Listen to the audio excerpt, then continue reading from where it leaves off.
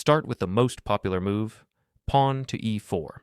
We respond with pawn to e5, followed by knight to f3 and knight to c6. Then, white plays bishop to c4. At this point, it's a good moment to pause and start looking at the position as if you are seriously thinking about your next move. Now you play knight to d4, pretending you just want to trade knights. Your opponent will likely notice that this move seemingly loses the pawn on e5. Instead of trading knights, white will find it more advantageous to capture the pawn on e5, which also attacks the f7 pawn twice, appearing highly favorable for white. At this stage, if you're playing an over-the-board game, you should act confused, perhaps shaking your head as though you're realizing a mistake. After some apparent hard thinking, play queen to g5, looking as though you are desperately seeking counterplay. Okay? In reality, this is a well-known chess trap. While it may seem like white is in a dominant position, queen to g5 actually puts white in a losing position. The move queen to g5 creates a double attack on both the knight on e5 and the pawn on g2. If your queen manages to capture the pawn on g2, it will cause significant trouble for white in the following moves. At this point, white is already in a difficult position and cannot escape without consequences. They are likely to lose the knight on e5. However, white might still feel optimistic, especially if they play knight takes f7, attacking both your queen and rook and capturing a pawn. It seems like a promising move, but the real danger for white is just beginning. You respond by capturing the pawn on g2 with your queen, threatening queen takes h1, which would almost lead to checkmate. Notice how your knight on d4 also controls key squares, restricting the king's movement. And white is now in serious trouble. If white tries to defend, for example by playing rook to f1, you can follow up with queen takes e4, delivering a check to the king. At this point, your opponent may realize they are doomed. White will be forced to sacrifice their queen by playing queen to e2, allowing you to capture the queen and secure decisive material advantage. Well, if white doesn't play queen to e2 and instead tries bishop to e2, it leads to a humorous checkmate. Knight to f3 delivers a smothered checkmate, taking full advantage of the pinned. Pawn to d4, we respond with pawn to e5, entering the England Gambit. If white captures with pawn takes e5, we follow up with bishop to c5, developing a piece while preparing for tactical opportunities. The most common response from white here is knight to f3, as per chess databases. Next, we play pawn to d6, appearing to continue normal development. This will make your opponent think you pre-moved it in advance.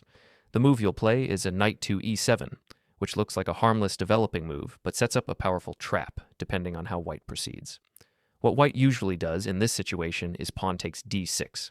As I mentioned, this is where you should instantly respond with knight to e7, making it appear as though you pre-moved the move. Your opponent will likely think, oh, they pre-moved carelessly. I can win a knight. They will eagerly capture the knight, believing they are gaining an advantage. But then, here comes the twist. Bishop takes f2. This move is a powerful counterattack, forcing the king to move.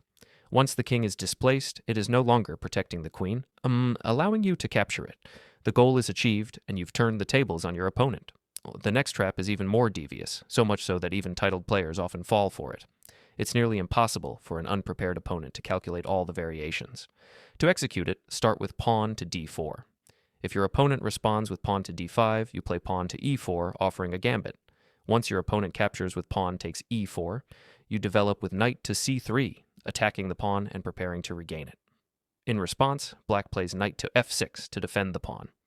Now, instead of immediately reclaiming the pawn, you acknowledge that you can recover it later and calmly play pawn to f3. After your opponent captures on f3, you recapture with your queen.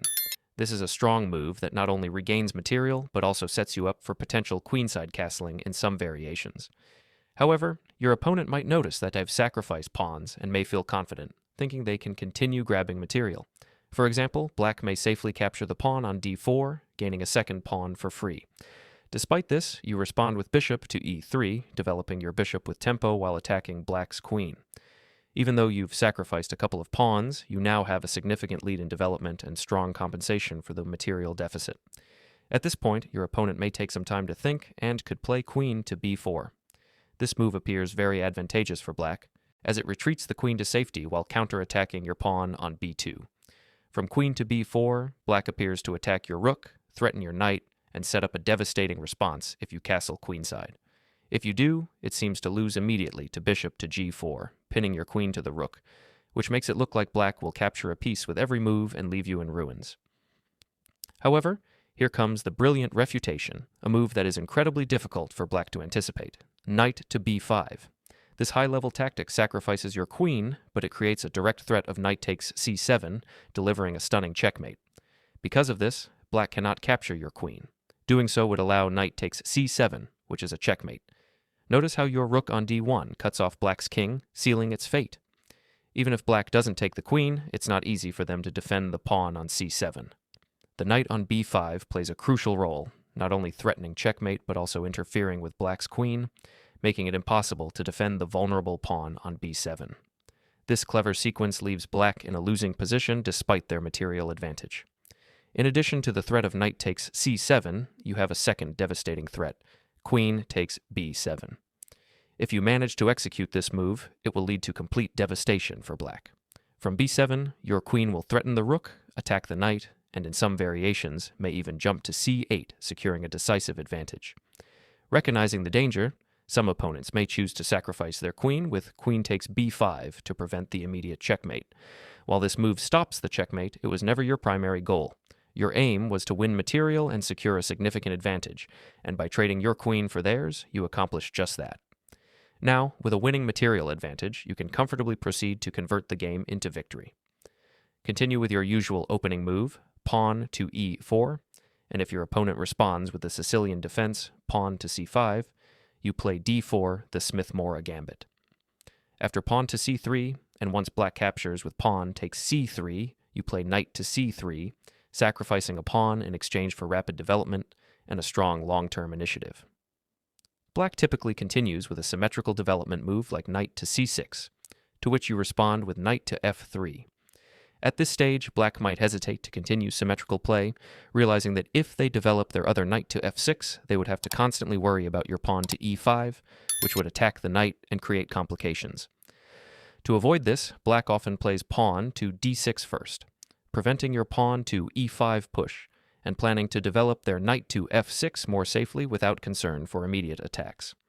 In response, you calmly continue your development with bishop to c4, placing your bishop on an active square that targets black's weak f7 pawn, and maintaining pressure while preparing for kingside castling.